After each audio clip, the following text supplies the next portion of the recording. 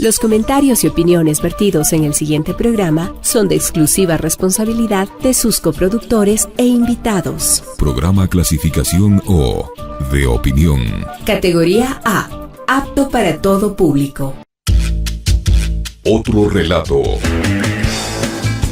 El momento para pensar en voz alta. Refleja y coloca en la mesa los distintos puntos de vista de los actores y protagonistas de la noticia. La disputa con la realidad. El sentimiento para conectar.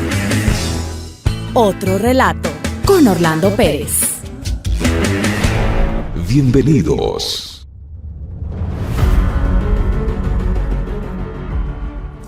Ecuador, un país situado en la línea ecuatorial, ha enfrentado diversos desafíos a lo largo de su historia, tanto en el ámbito político como económico y judicial.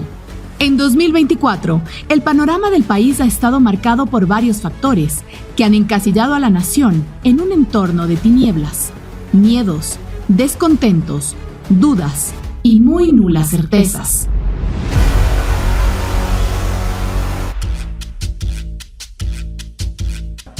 En otro relato, buscamos a los actores que nos permitan conocer cada factor que marcó la historia del país en estos 365 días.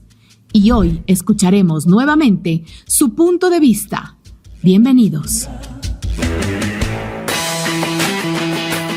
¿Cuál es la postura del movimiento indígena ante la situación política que enfrenta el país? La defensa de la naturaleza en la consulta popular. Leonidas Issa, dirigente indígena, en un análisis de estos y otros temas. ¿Y qué pasó después de la consulta popular, tras la negación a la minería en reservas naturales como el Chocó Andino? El arqueólogo Olger Jara aborda la importancia de esta reserva un año y pico después de la consulta popular. ¿Hasta dónde vamos a sostener este clivaje correísmo-anticorreísmo que no le hace bien ni al correísmo ni al anticorreísmo? ¿Hasta cuándo? Yo creo que esto va a permitir superar a partir del debate. Yeah. Yo había dicho en algún medio esta tesis que tengo desde estos últimos días. La derecha ha radicalizado. Sí. ¿Ya? Su expresión más alta de la derecha es llegar a tener una actitud fascista. Sí. Y eso ya lo existe aquí en el Ecuador. Sobre todo ha ido profundizando desde junio 2022. Usted fue víctima de eso. Totalmente, y hasta ahora, claro. No es que ha parado. Si escuchas en Ecuavisa, Teleamazonas, Carlos Veras y otros, ¿no es cierto? Prácticamente ellos tienen una actitud fascista. O sea, claro. La derecha ha radicalizado.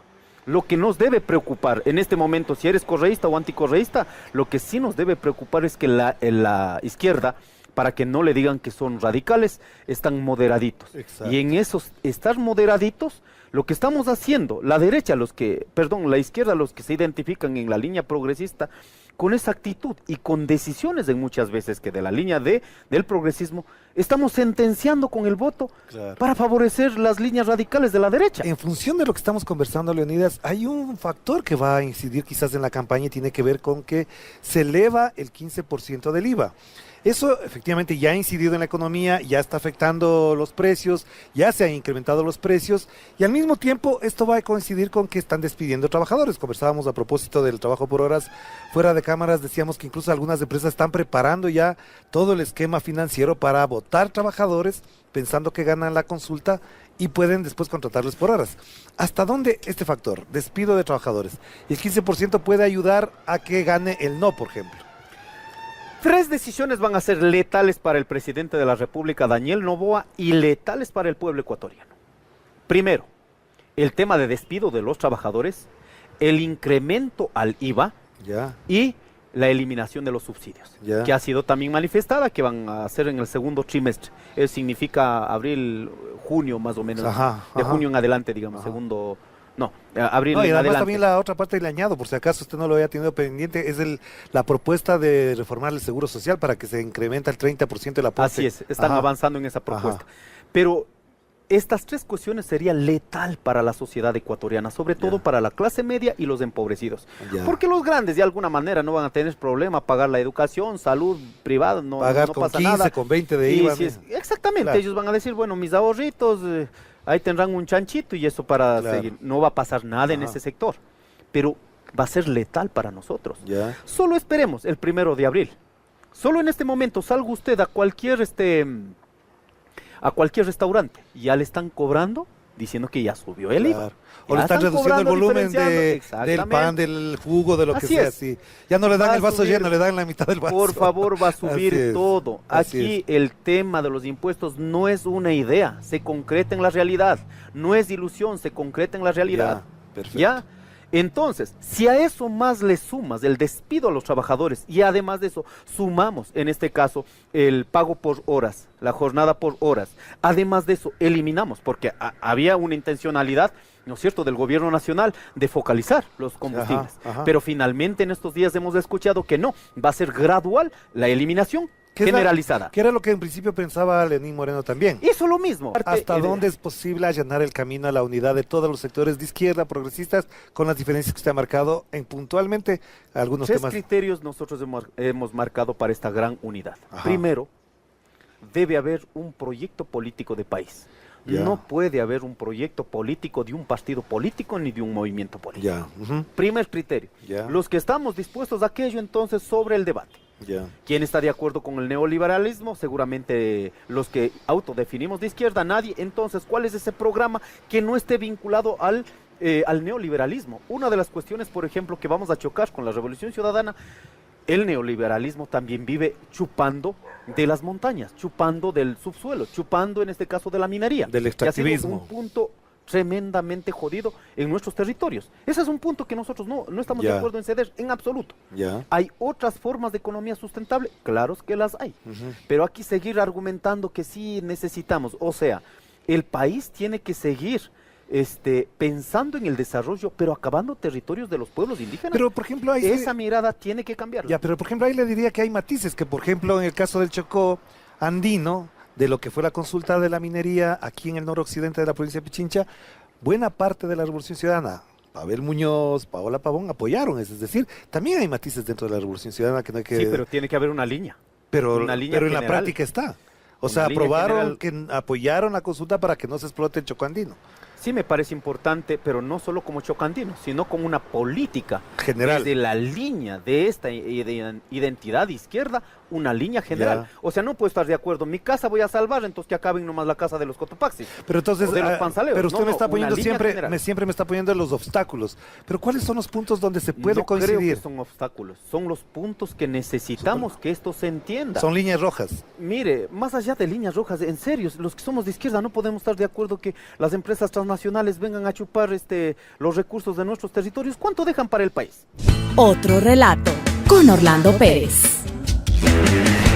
Después de la consulta aprobada para que no exista minería, etcétera, etcétera, el extractivismo desaparezca, parecería como que se agotaron las peleas, se agotaron las luchas sociales. ¿Cuál debería ser la lucha, en función de su experiencia, de su conocimiento, la lucha que después de esta consulta se debe desarrollar y seguir implementando? Me va a perdonar con mi respuesta, pero la arqueología no debe ser un obstáculo, no puede ser un obstáculo para el avance, el desarrollo de generaciones nuevas. Yo participo de dos teorías nada más, la teoría de la evolución y la teoría de la relatividad, de la evolución. El ser humano sigue evolucionando, porque no podemos quedarnos pues en el año 400 cuando vienen los yumbos acá. Caramba, las generaciones actuales necesitan explotar sus bienes siempre que sean técnicamente y científicamente explotados.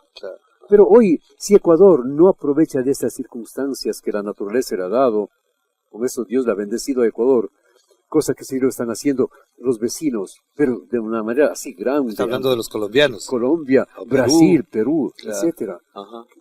Bolivia. Sí. Y nosotros estamos quedándonos porque creemos que debemos permanecer en el pasado. Ajá.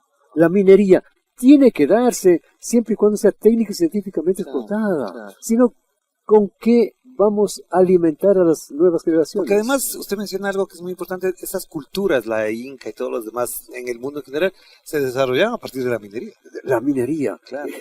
Y ahí me da la razón porque se encuentran maravillosas tumbas, Ajá. ¿no es cierto? con brazaletes colgantes, nariguera, etcétera, de oro.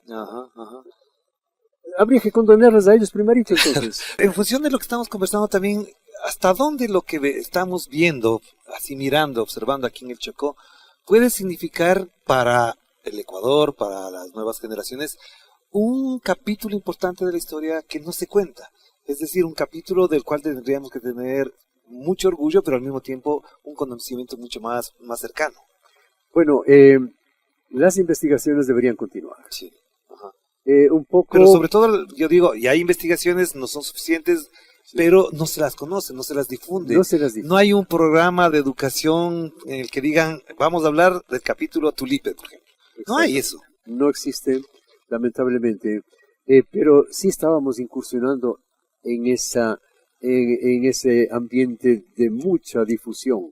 Le hablo de 2 periodos que el señor alcalde se repitió en Quito, al que yo le debo mucho. Así como he agradecido al Museo del Banco Central, al Fonsal, igualmente otra bendita institución. Que eso fue con Paco Moncayo. Con Paco Moncayo. Claro, así es. Lo que le pedía me daba. Ah. Y Tulipe está sobre el $1,5 million de dólares. Claro, entonces, claro, dar todo ese dinero, como me daba el Banco Central también, es bien difícil ahora. Claro. Entonces, acuso a la falta de apoyo económico. Yeah. Y segundo, caramba, somos muy facilistas los ecuatorianos. Me encanta ver al guía de turismo que lo trae solamente hasta un lugar, pero no incursiona, por ejemplo, en los caminos, claro, los culuncos. Cuando me dijeron que también participaban en este conversatorio, en estas discusiones, muchachos del Chocó Andino, me alegré mucho, porque veo que ahí sí se sentó una semilla. Exacto, están avanzando. Sí. Algunos inclusive siempre me consultan. Pero más allá de eso, yo creo que a todo el país le falta difusión. Claro. El análisis crítico del panorama político y judicial del Ecuador, después de la invasión a la Embajada de México. ¿Cuál fue la defensa del país en la Corte Internacional de Justicia frente a México? Tamara Hidrobo y Boris Ávila analizaron este tema y cómo queda la imagen del Ecuador ante los organismos internacionales. La audiencia en la Corte Internacional de Justicia. Hubo un pronunciamiento de México, una exposición de México y una defensa del Ecuador. ¿Cómo valoran primero la postura de México, los argumentos de México? ¿Cómo lo vieron ustedes? Yo la veo firme, soberana, además respaldada por la comunidad internacional. No nos damos cuenta todavía lo que ha significado. Yo vengo al país y me doy cuenta que la gente vive realmente en la burbujita de este discurso de los medios, los medios de comunicación e información tradicional, que además te ponen la idea en la cabeza de que a toda costa había que sacar al criminal, pongo entre comillas, secuestrar, en pocas palabras, de la embajada, y a toda costa. O sea, el fin justifica los medios. Ya, pero eso ya lo vimos. El resultado de la audiencia, ¿qué pero lo que implicaría? pasa es que en el país se cree eso, afuera no. El resultado de la audiencia va a dar la razón, si a mí me preguntan, va a dar la razón a México. Claro. Pero en el país se trata de forzar ese relato y cambiar la idea y aplaudir a todo el equipo que estuvo defendiendo además al Ecuador. Un señor además con una peluca blanca, con togas. Uno de ellos es el embajador de Ecuador en los Países Bajos, cuyo rol, desde yo que puedo decir, no ha sido pues en defensa de la comunidad migrante en Países Bajos de Europa. Al contrario, inclusive... Andrés Terán. Sí, y tengo entendido que él fue vicecanciller cuando se entregó a Assange. Sí, si no estoy mal. No creo. O cuál es su rol, pero ha sido un hombre de, digamos, de defensa del pueblo. Entonces tienen esta defensa en La Haya. Pero La Haya, la comunidad internacional, no es Ecuador, no es este envenenamiento. No viven de la narrativa. No, viven de las normas. Esto nos va a costar al país lo que el país ahorita no quiere aceptar, lo que los medios de comunicación están mintiendo y engañando y aplaudiendo a Daniel Noboa. ¿Cómo miraste la audiencia del 30 de abril, el 1 de mayo? A ver, para mí fue muy importante porque obviamente todo lo que yo analizo es desde el tema jurídico, es lo que me interesa, es lo que entiendo. Y hay algo que sucedió ahí que realmente me llamó a mí la atención y les llamé a mis socios en ese momento para decirles, oigan, alguna vez en 27 años de audiencias que hemos tenido, ¿tú has visto que alguien acepte su culpa estando pretendiendo defenderse. Y a ese nivel, o sea, Ecuador aceptó su culpa. Claro. Ese es el tema. Aceptaron que cometieron esta infamia, esta contravención, este rompimiento total. Dijeron de que la era ley, ¿ya? Excepcional. Excepcional e irrepetible. Ok, yo te voy a meter un tiro y mañana le voy a decir al juez, es excepcional y ya no lo vuelvo a hacer. Exacto. A ver qué me dice el juez, ¿no es cierto? Entonces, en derecho, tú no puedes ir, un abogado, por más elemental que sea, no puede ir donde el juez a aceptar la culpa. Lo que tienes que ir a defender con argumentos, con solidez, con pruebas, con evidencias, con testimonios documentales, etcétera, etcétera. Todo lo que es una audiencia, porque es lo mismo, ¿no es cierto? Ajá. Ir a defender el hecho de que no sucedió, ¿no es cierto? Pero es tan grande lo que sucedió, es tan fuerte, está a la vista de todo el mundo, que no les quedó más remedio que decir, sí, pero fue excepcional, o sea, ya no lo volvemos a hacer. Y en algún momento incluso el abogado peruano, si no me equivoco, dice no fue un hecho de gravedad. Menciona, no fue de gravedad o palabras más, palabras menos. No se quedaron viendo la cara a todos, o sea, no es de gravedad que te metas a otro país. No es de gravedad que por la fuerza te metas a otro país. Yo te quiero hacer un análisis jurídico de una cosa que mucha gente no la ve. En el momento que los policías pisaron la embajada sin permiso, ya no son policías, son delincuentes, son maleantes, pues, ¿no es cierto? Se quitan la investidura porque ellos no son policías mexicanos. Se quitan la investidura de policías y se meten a territorio ajeno. O estás en guerra o eres un maleante, una de dos. Entonces, jurídicamente, estas personas que entraron allá no pueden ser considerados fuerza pública, porque estaban en territorio mexicano, ya no tienen esa investidura. Entonces el tema se agrava muchísimo más. Este problema, lo que Ecuador quería hacer es sacar, como en derecho decimos, ponerle atenuantes. O sea, quisieron llenar de atenuantes, ¿no es cierto? Que Jorge Glass esto, que Jorge Glass otro, que la condena, que también se caen por su propio peso, porque Jorge Glass era un hombre libre cuando entró a la embajada. El asilo político es una campana gigantesca que está sobre el Código Civil, el Código Penal, el Código Tributario de los países, ¿no es cierto? Esto es un tratado internacional inviolable, es una campana gigantesca, ¿no? Pero aparte de eso, se dedicaron a buscar los atenuantes cuando lo único que aquí hay es agravantes, pues por Dios. ¿Qué haría una buena defensa? ¿Qué debería haber hecho? Una buena defensa no debió haber llegado a esto. O sea, ausentarse de la audiencia.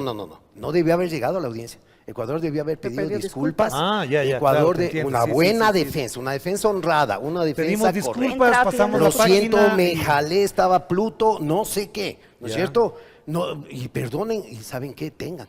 No me queda otra, tengan a su asilado. Freddy Carrión, su versión después de 3 años en prisión. Rafael Correa, crisis política en Ecuador.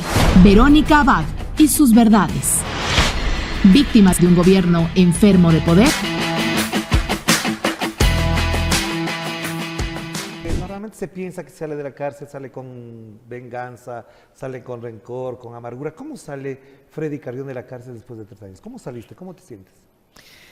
Mira, Orlando, uno cuando está en ese proceso y está tratando de entender por qué, porque esa es la gran pregunta que uno se realiza siempre, desde el primer día que ingresas, ¿por qué? ¿Por qué pasó esto? Pero luego ya se transforma o pasa a la siguiente pregunta, el para qué. Esto tiene que tener una finalidad y un objetivo. Y creo que uno de los aspectos fundamentales que cambió en mí definitivamente es que si bien todo este proceso, toda esta persecución fue tan injusta, uno claro, sale el primer pensamiento que uno tiene es, no, ahora desquitarme, vengarme de todos los que me hicieron este daño, pero no, en lo absoluto, porque eso significaría que ellos ganaron. Que ellos cambiaron en mí mi naturaleza, que siempre ha sido una naturaleza solidaria y sobre todo muy,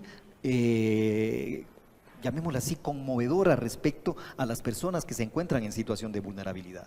Salgo en paz conmigo mismo, porque yo hice lo que tenía que hacer. Son otras las personas las que tendrán que responder de lo que hicieron. Claro. Eso no me corresponde a mí. Priscila, tú has tenido un rol muy protagónico estos 3 años, has estado en los medios, has sido acosada, hostigada, perseguida, incluso con tentativas de imponerte juicios. ¿Sientes paz ahora? ¿Te sientes más tranquila o cómo vives este momento? Bueno, yo creo que hemos vivido unos 3 años muy intensos en el que, como una simple ciudadana, uno nunca se imagina que le puede cambiar la vida. Primero, tu esposo preso, tienes 3 hijos pequeños, madre pequeñitos. Cuando Freddy entrara, cuando Freddy entró a la cárcel iban recién a cumplir 4 años y el otro iba a cumplir 6 años. Entonces, sin trabajo, porque incluso me dejaron sin trabajo durante todo este tiempo, y ha sido la gente, los familiares, los amigos que nos han apoyado para seguir. Después de eso, por hablar, te comenzaron a intimidar, a perseguir, inclusive, ¿no? La propia fiscal general del Estado desde el día 1, que fue el juicio de Freddy, cuando yo comencé apenas a decir la verdad, a decir que se encontró plata, que esto fue armado, le pidió al juez, Luis Adrián Rojas, que me ponga una medida para silenciarme y callarme y que no toque el caso Freddy Carrión.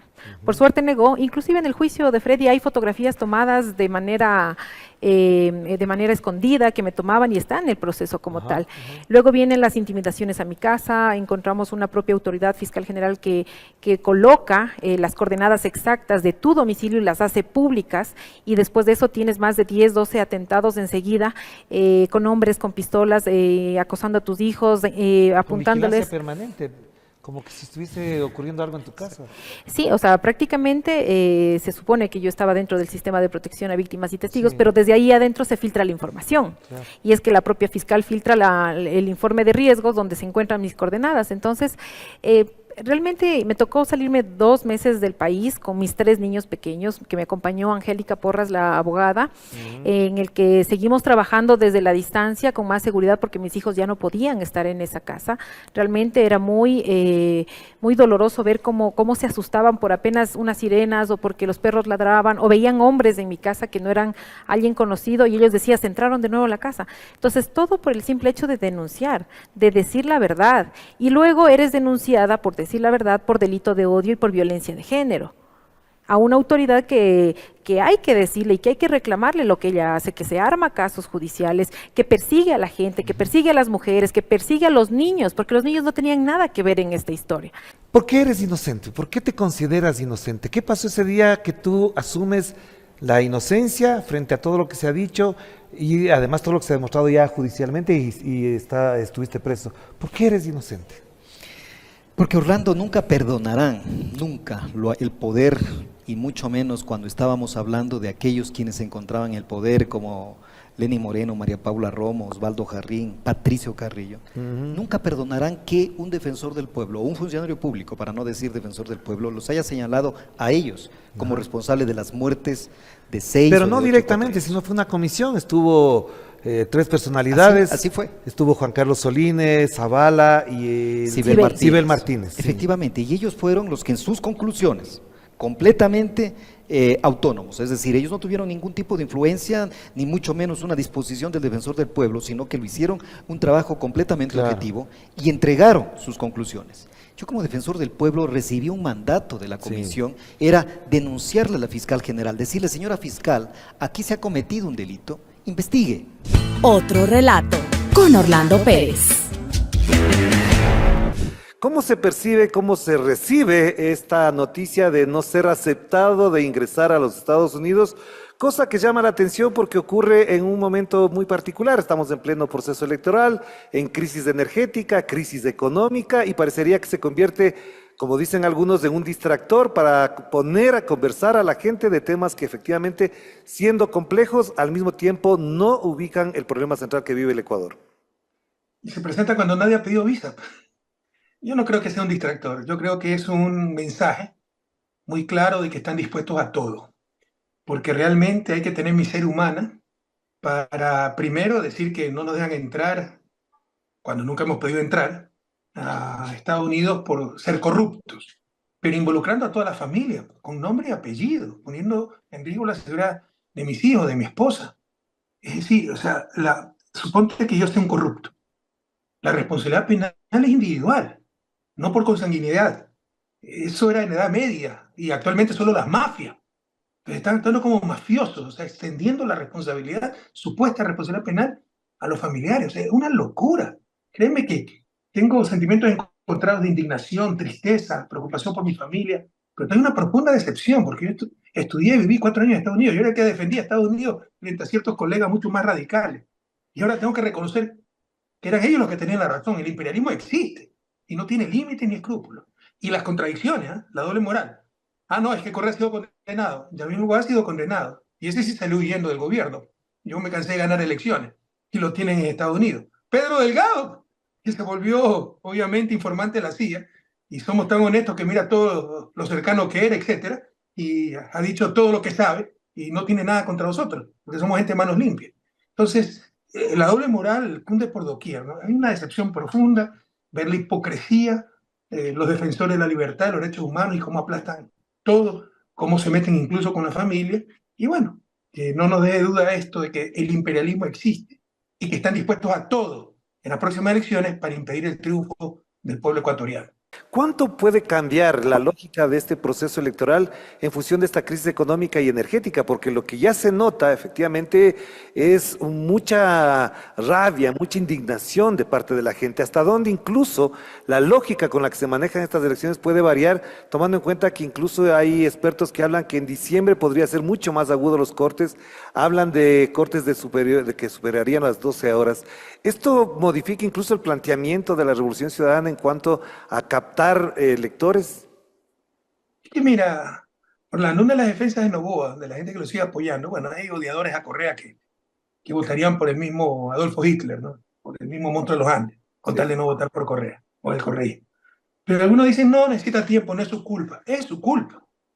Pero además, o sea, no es que todavía hay que esperar un poco. O sea, si te comes un hongo venenoso y ya te hace daño, no te sigues comiendo el hongo venenoso. No. Otra cosa es que haya duda. O sea, este tipo mintió, ha mentido en todo, ha incumplido todo. Pero no es que vamos a, o sea, no es que, es que la sequía estaba ahí, no es culpa de él. Claro que la sequía no es culpa de él. Pero sí es culpa de él haber engañado, mentido, diciendo que sabía electricidad cuando no sabía.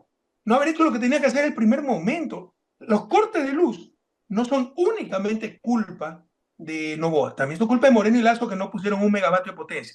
Pero también es culpa de Noboa. Porque si sabía lo que tenía que hacer, como aparentó durante la campaña, engañando a la gente, del primer día tenía que intervenir el parque termoeléctrico y no hubiéramos tenido cortes de luz. Para eso es el parque termoeléctrico. Pero está en soleta, está destrozado, ¿no? Entonces, mintió. Es culpa también de Noboa, ¿no? No tapemos el sol con un dedo. La inseguridad, que el plan Fénix. Es evidente que el plan Fénix no existe.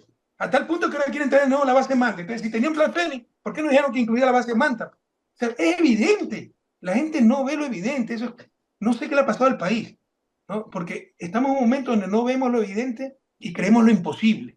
Es evidente que el tipo es un farsante. Entonces no hay que esperar nada más. O queremos estar 3 metros bajo tierra para ya darnos cuenta de él. Ya no hay suficiente destrucción. Entonces no es que no es culpa de él. Es culpa de él y es evidente que es un farsante. Otro relato con Orlando Pérez.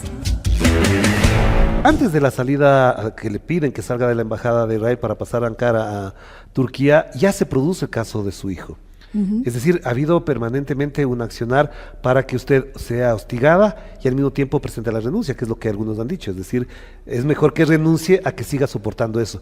¿Se le pasó por la cabeza en algún momento renunciar? No. La verdad, el dolor más bien me fortaleció. Que atenten contra un hijo es lo más cruel del mundo. Yo pude ver en carne propia la maldad de un ser humano, ¿sí? Que traspasa todo. O sea, esto no me venga... le salió lo cañari. No me, o lo auca que decimos nosotros en Cuenca, los cuencanos, ¿no? Es decir, era impensable que por más enemigo que yo pueda tener, atentar contra tu hijo. Es lo más bajo y lo más ruin. ¿Sí? Es una canallada lo que le hicieron a mi hijo usando el allanamiento, sin pruebas algunas, llevándolo a la roca, a someter, para desde ahí empezar a amenazarme por teléfono que van a matar a mi hijo si yo no renuncio. ¿Quién le amenazaba? Lo más bajo, llamadas obviamente anónimas, porque aquí todo es anónimo, aquí todo es reservado, aquí todo es oculto, todo es medio en privado, ¿no? Nada es transparente en este gobierno. Pues eso tuvieron la bajeza de hacer. De hecho, eso le consta a mi abogado, que tenemos filmadas las entradas de las llamadas constantes en un hostigamiento. Cada segundo entraban mensajes, lo tengo filmado, ¿cierto? Del ataque que tuve en mi teléfono, en mi celular. Y obviamente este dolor gigantesco, hoy veo que viven varias personas. Claro. La exministra Robo acaba de dar el patrón exacto como fue también sometido mi hijo y que es inocente y que ellos van a tener que pagar y llevados a la justicia por la canallada que le hicieron. ¿Quién dio la orden a que se le envíe a La Roca? ¿Quién dio la orden para que le mantengan 2 meses después que se dé la consulta popular? ¿Cierto? Es decir, todo este patrón está dibujado en varios personajes en este momento del Ecuador, por lo cual ya los ecuatorianos tenemos que despertar. A ver, usted menciona una cosa que es muy importante, es trascendental, creo yo. Se ha ido configurando un patrón de comportamiento de parte de Daniel Noboa, su régimen, sus seguidores, etcétera, alrededor del modo en que trata, por ejemplo, a determinadas mujeres. Está Verónica Abad siendo vicepresidenta de la República, está su ex esposa, Gabriela Goldbaum, está también ahora se está hablando precisamente de Andrea Robo, que es la exministra de Energía, Alondra Santiago, por ejemplo, una periodista que fue sacada prácticamente del país. Estos son actos violentos contra los derechos de la mujer y contra las mujeres en particular, pero en la campaña usted no creía en el tema de derechos de la mujer, no los defendía de ese modo. ¿Cambió o es que no fueron tergiversadas sus palabras cuando hablaba de que no necesariamente el feminismo tiene que ser un valor fundamental en la democracia? Siempre señalaré, eso tergiversaron en una campaña política, ¿sí? Mi propuesta, es cierto, yo no soy una feminista radical, eso el ecuatoriano lo sabe, pero eso es invalidar una lucha que yo he tenido alrededor de casi 12 años, porque mi proceso de divorcio fue por una causa de violencia.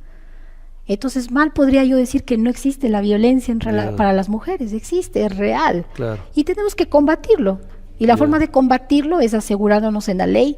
Para mí, una de las partes más fundamentales para la independencia real y la no violencia a la mujer es la parte económica de las mujeres. Por eso me dediqué de lleno a dar la política pública para que la mujer Usted pueda tiene un programa de entender, mujeres directoras, emprendedoras. por supuesto, ¿no? Entonces he trabajado siempre con organismos de mujeres, nunca he estado en contra de las mujeres, ¿no? Y yo creo que en este momento las divisiones no nos sirven. En el caso de que usted ejerza la presidencia de la República, tiene 2 cosas ahí pendientes. Una, por ejemplo, es la situación con la Embajada y con el Gobierno de México. ¿Usted restablecería las relaciones con México? ¿Abriría de nuevo ese espacio para poder saldar una situación tan grave como la que ocurrió de invadir una embajada con las connotaciones que tiene?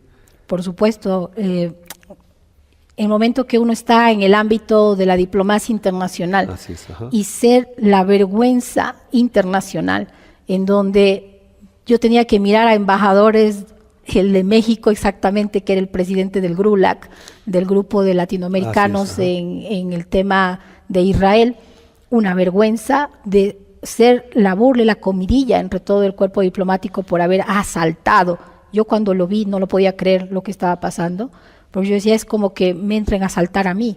No sé si a nosotros nos guste que nos asalten de esa manera nuestras embajadas, es decir, estamos invadiendo un territorio y ahora ya puedo hablar con libertad, porque en su momento la canciller me tapó la boca, ¿cierto? Me puso mordaza para que yo no hable del tema internacional y me refiera a México, y es más, tenemos una orden de no acercarnos absolutamente a México en ninguna parte, pero en mitad de esta connotación que deja de ser personal, está sufriendo miles de ecuatorianos. Los chats de la mafia mediática y los casos forjados. ¿Cómo se fraguó el caso de Freddy Carrión? Y los secretos aún no revelados por las investigaciones de Anderson Boscan. ¿De qué manera, en tu caso muy particular, se forzó a que seas condenado, seas detenido cuando no habían las suficientes pruebas? ¿Cómo, después de revisar esos chats, cómo percibes que se comportaron estos actores?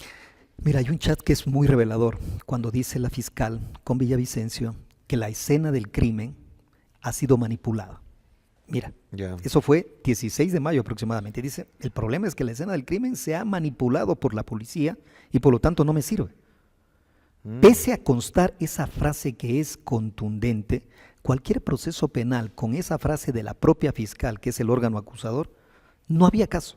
No podía proceder. No podías proceder. Porque ya no estaba la escena del crimen constituida como tal. Porque se había manipulado Y por lo tanto, al haberse manipulado, ¿qué tipo de pruebas tú puedes recoger o indicios probatorios tú puedes recoger de algo que está manipulado? Ya no se sabe que es parte del delito y que es parte de la intervención posterior de las personas que pasaron. Como ya no hay certeza, ahí se aplican todos los principios que benefician a las personas que podrían estar procesadas. Es decir, vea, si yo no estoy seguro de que esto puede haberse cometido de esta manera, prefiero abstenerme, pero no actuar. Ella, en cambio, lo hace a sabiendas de que la escena está manipulada y empieza a construir el caso.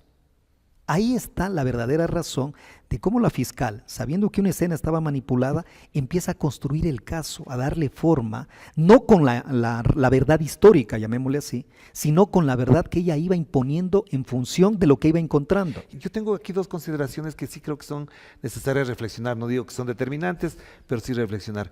Todo esto que estamos viendo en los chats, algunos dicen que son forjados, que son manipulados, que incluso se han sobrescrito a los chats. Hay gente sicaria que está atacando con esos, y ya se nota que efectivamente hay una campaña. ¿Hasta dónde estos chats pueden judicializarse, pueden llegar a una instancia de investigación, sea judicial, legislativa o de una comisión ¿Es posible hacerlo? ¿Qué elementos jurídicos o legales o constitucionales darían pie para que esto se tome como una evidencia de una investigación más profunda?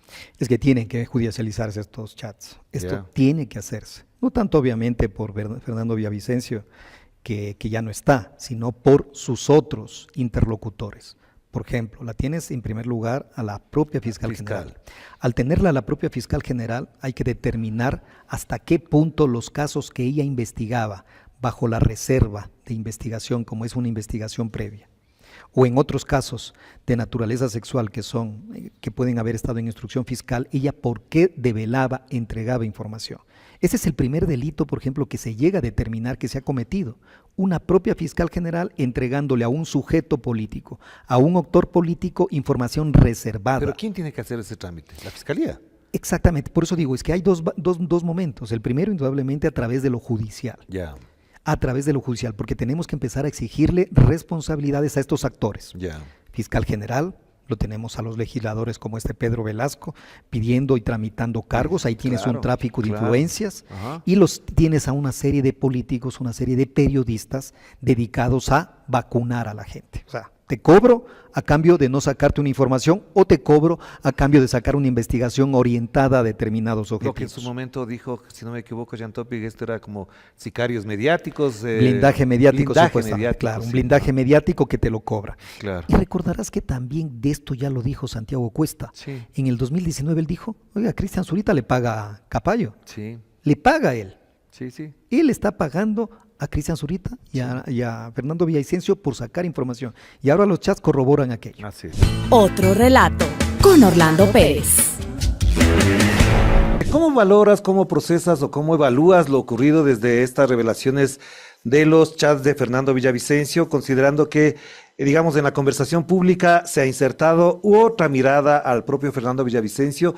Y también te diría, en alguna medida, lo que yo he sustentado algún tiempo ya, estas revelaciones que para algunos no son tales, pero para otros sí, de una confabulación, de una colusión de medios, de empresarios, periodistas, policías, jueces, fiscales, alrededor de una intención, un objetivo político que es anular al correísmo, bloquearlo y en algunos casos incluso cancelarlo políticamente.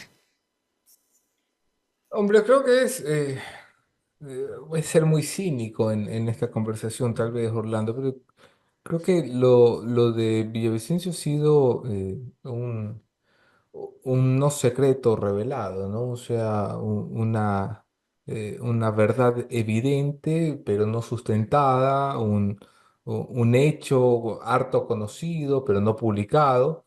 En el mundo del derecho, del periodismo, si tú preguntabas por Cristian Zurita, pues la gente te hablaba de los sobres y te hablaba de las llamadas antes de la publicación. Pero claro, al gran público esto le sorprenderá. Digo cínico porque ya casi hemos normalizado muchas de estas cosas y estamos tan acostumbrados a los escándalos que nos parece tanto normal que haya periodistas pidiendo plata por allí, una oposición que quiere encarcelar, proscribir o incluso cancelar, como has dicho tú, a sus detractores. Es un poco el Ecuador de siempre, ¿no? Esta semana se sentenció a Danilo Carrera con 10 años en el llamado caso Encuentro, que lo puso así la Fiscalía. No estamos inventando, ni estamos sobreestimando lo que significa esa palabra. Para ese caso, la Posta expuso algunos temas, pero ya en los chats que yo he podido revisar sobre este tema, había muchos indicios, había muchas cosas que daban cuenta de la participación de los actores ahora sentenciados. Unos no están presentes, otros sí están. Y el caso Encuentro marca dos cosas que quiero plantearlas para la reflexión contigo, Anderson. La una, efectivamente, la corrupción de la que tanto se quejaban de otros gobiernos, del gobierno de Correa, etcétera, en el de Lazo era profundamente arraigada y también cubierta, tapada por cierta prensa que la hizo a su modo, la tapó y la cobijó de alguna manera. Y lo otro es que ese caso, de lo que ustedes expusieron, de lo que he investigado y cosas que no puedo publicar porque efectivamente no tengo el respaldo ni testimonial ni documental, muestran unas conexiones muy profundas con mafias que se instalaron en el gobierno o que con el gobierno se intensificaron en su accionar. ¿Hasta dónde este caso que ustedes investigaron, que ustedes lo pusieron en escena y que ahora recibe sentencia Danilo Carrera, como lo hayan planteado, puede ser considerado un caso sentenciado, pero para evitar la sanción directa a Guillermo Lasso? Creo que está claro eso, o sea, una de las cosas que yo procuro no practicar es el insulto a las audiencias, y creo que las audiencias, Orlando, son mucho más perceptivas, agudas y analíticas que muchos de nosotros. La gente sabe que los medios protegieron al expresidente Lasso, que específicamente Ecuavisa y Teleamazonas, por citar algunos puntuales, demoraron meses en publicar las primeras informaciones, que algunos nombres que hoy tienen que recordarse, como Calderón, como Zurita, como Payares, como Hernández, como Rojas, no solo que no publicaron, sino que lo que publicaron lo hicieron para defender al presidente de la República, Guillermo Lasso, para decir que el caso no tenía sustento, que no había pruebas y que era una forma de proteger a los corruptos detrás de. La gente sabe que la fiscalía pactó para que esto saliera barato, ¿no? O sea, la gente entiende perfectamente, no entenderá el código orgánico penal en su parte procedimental, en su parte procesal, pero entienden que ante una vinculación con el narcotráfico, que te juzguen por delincuencia organizada es casi que te hagan un favor. La gente entiende perfectamente que a Danilo Carrera no se le ocurrió allanarlo, que le respetaron como el que más, que le piden cárcel pero en casa, que a Guillermo Lasso ni siquiera lo investigan, ¿no? Que no ya digamos que lo procesen por gravísimos casos de corrupción. La gente entiende lo básico, que si eres un cuñado y tienes participación para robar en el Estado, la gran pregunta que falta por responder es, bueno, ¿quién le dio permiso para robar? Y esa negociación, como tú la afirmas, que desde otras fuentes hemos recibido casi la misma, ¿qué implica para Guillermo Lasso este momento? ¿Que puede ser en algún momento revertida esta situación? ¿Puede ser revertido para la fiscal? De lo que tú conoces, esa negociación, ¿hasta dónde llega y hasta dónde se puede convertir en algo muy frágil? Esa negociación tenía dos cosas, básicamente. Deja fuera a los menores de edad y deja fuera el polvito blanco. O sea, ni drogas ni pedofilia debía de entrar alrededor de la figura de un hombre cercano al expresidente de la República. Yo creo que es algo que persigue, por supuesto, la acción de la fiscal. Es pública mi opinión de la fiscal general. Y en unas cosas me parece extremadamente valiente y en otras extremadamente cobarde. Este es uno de esos casos. Es una de las cosas que la perseguirá de por vida, ¿no? El ocultamiento del informe León de Troya originalmente es algo que podría poner en peligro al presidente, el expresidente Lasso y a la propia fiscal general si hay, por ejemplo, un cambio en la Fiscalía General del Estado que le conceda independencia a esta ala. Es decir, si hay un cambio de manos en la Fiscalía General y a alguien se le ocurre investigar cómo así se archivó esta información del narcotráfico, Claro, claro. los primeros dos que van a tener que ser llamados son los antes mencionados. 2024, un año marcado por la violencia y las desapariciones forzadas. Analizamos este tema junto a Sibel Martínez.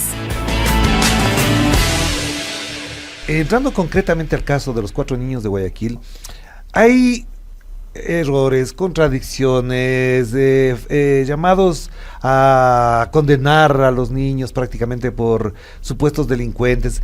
¿Cómo valora usted, Sibel, lo que significa este caso? ¿Cómo lo mira? ¿Cómo lo asume? ¿Cómo lo procesa? ¿Hasta dónde esta sociedad no ha madurado o estamos en una situación precaria políticamente, institucionalmente, que llegamos a una cosa de estas y parecería que es normal que pasen estas cosas ya? Yo creo que hemos llegado al punto en que hasta estamos militando en contra de nuestros derechos, ¿no? Como sociedad. Y efectivamente, ¿cómo valoro yo este tema? Primero como un hecho atroz, dolorosísimo. Me da rabia porque lo advertimos. Claro. Es decir, ya vimos que podía pasar esto. En cualquier momento. Exactamente. Y sí, y va a seguir pasando porque no hay un límite en esto, ¿no? A mí me llama mucho la atención, por ejemplo, que después de declararse la desaparición forzada judicialmente a través de este habeas corpus instructivo, la narrativa del gobierno, de ciertas autoridades, por ejemplo, el ministro de Defensa. Sigue siendo tratando de diluir la densidad de un problema muy grave, ¿no? Y tratando de crear estos correlatos de impunidad, sin importarle siquiera a los niños, ¿no? Y ahí decir, no sé si es que nos hemos dado cuenta, pero los adultos somos el ejemplo, ¿no? Claro. Y entonces, ¿cómo seguimos vendiéndoles la idea de que además, ¿no?, un niño o un adolescente empobrecido, racializado, es sinónimo de delincuente y que está bien maltratarlos, claro, ¿no? Y que darles una lección, entre comillas, que es lo que hemos visto. Entonces, es muy complejo, la situación es muy compleja y no creo, viendo un poco también la forma de manejarse del primer mandatario, que esto sea revertido, ¿no? Usted estuvo participando en la audiencia de formulación, de habeas corpus, donde la jueza declara que hay una desaparición forzada y al mismo tiempo señala al Estado. Es decir, hay un señalamiento muy puntual que los medios de comunicación creo que han bajado el tono. A nivel internacional eso no ha pasado. Esa audiencia, ¿qué espíritu tuvo? ¿Cómo se la vivió? ¿En qué dimensión de lo que implica un delito de esta naturaleza, de esta dimensión, se trató el tema ahí? A ver, yo creo que habían más de 300 personas conectadas. Recordemos que era además del 24 de diciembre, claro, ¿no? Claro. Pero la gente se mantuvo hasta el último. Luego, bueno, ella pidió 2 horas para poder dictar sentencia y ahí se desconectaron algunas personas. Pero efectivamente fue interesante y digamos, los amicus curiae muy buenos, la defensa por parte del CDH también muy buena. Muy molesta la actitud, por ejemplo, del representante, el abogado del Ministerio de Defensa, del abogado de las Fuerzas Armadas. Por ejemplo, el abogado del Ministerio de Defensa un poco cuestionaba y decía, ¿cómo pueden cuestionar a las Fuerzas Armadas cuando ellas han defendido, ¿no?, y han estado siempre atentas y son héroes del Alto Cenepa? Y en ese momento, ¿qué importaba? Claro, o sea, claro, por ahí no iba el tema. Claro. Y cuando efectivamente el abogado de las Fuerzas Armadas se le preguntaba si había ruta, si conocía las rutas, los protocolos de actuación, se daba las vueltas y no contestaba, ¿no?